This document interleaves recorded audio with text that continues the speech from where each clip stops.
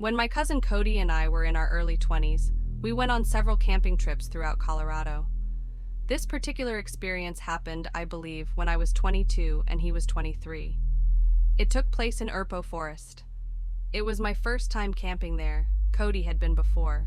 We both had jobs that gave us days off during the week, so we usually planned our trips then to dodge the weekend crowds and heavy traffic. Cody was always the one in charge on these outings. He's the Eagle Scout, not me. We parked near a picnic site and hiked into the woods from there. After walking for about 15 minutes, we stumbled upon a decent clearing that was just big enough for our 2 tents, a portable stove, and a fire pit. The first thing we did was unload our gear and set up our tents. Cody always pitched his in no time, while mine would take me over 20 minutes. Or rather, it used to take me that long. I haven't gone camping since what happened on that trip.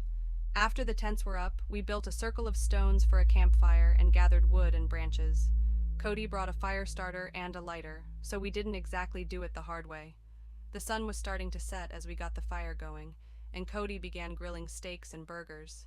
He always went above and beyond when it came to food. He's an amazing cook, and I always trusted him to feed us right. Of course, we had bear spray with us. Even though the scent of food could attract a bear, Cody always insisted that the bigger threat out in the woods was people, not animals.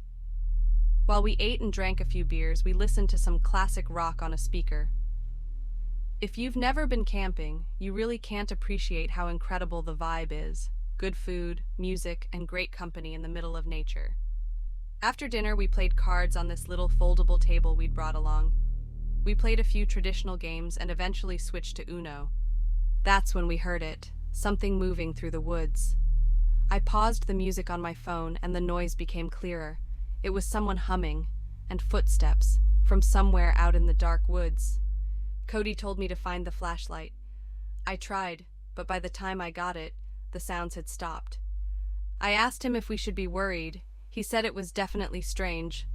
Someone that deep in the forest, walking past a campfire while humming loudly?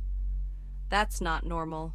We were both on edge, though we tried to shake it off and keep playing cards, with the music much quieter now. Then something unexpected happened. A large stick landed right in the middle of our camp. It didn't fall from a tree. Someone had thrown it. Cody yelled into the darkness something like, "Whoever's out there, get a life and leave us alone." We then heard footsteps again, but this time they were moving away.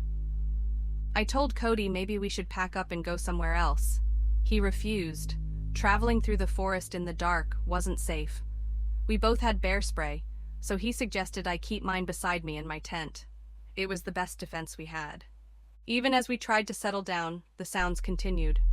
Branches snapping in the distance, noises that didn't sound like animals. There was no doubt.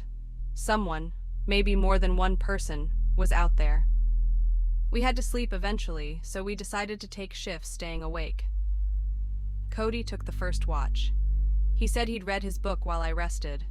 Waking up during a camping trip is pretty common. The cold, the discomfort, the sounds, they all make it hard to sleep. I didn't even realize what woke me up at first. My head was still foggy, but then I saw it, someone's head peeking into my tent. It looked like Cody's. I rubbed my eyes, trying to see better, but it was too dark to make out a face. "Cody?" I asked, thinking he was waking me for my turn. "Is it my shift?" I mumbled. The head stayed there, staring at me, until the tent zipper suddenly zipped shut and the figure vanished. I lay back down, confused, only for a second. Suddenly, a surge of clarity hit me. I sat upright and listened, footsteps walking away. "Cody?" I called out. No response. I quickly unzipped my tent and looked around. The fire had gone out. Cody wasn't outside. I rushed to his tent and opened it. He was sound asleep in his sleeping bag. That's when the horror really hit me. Someone else had been at my tent. I shook Cody awake and told him what had happened. It took him a moment to register it, but once he did, he grabbed his bear spray. He admitted he must have nodded off while reading. He told me to sleep in his tent with him. I needed my sleeping bag, though, so he came out to stand guard while I grabbed it. And as I was in my tent, there it was again. That same eerie humming. Do you hear that? I whispered. Yes, he replied.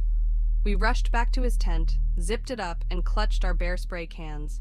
At that point, I almost wished a bear would show up. Anything but whoever was out there. The night dragged on.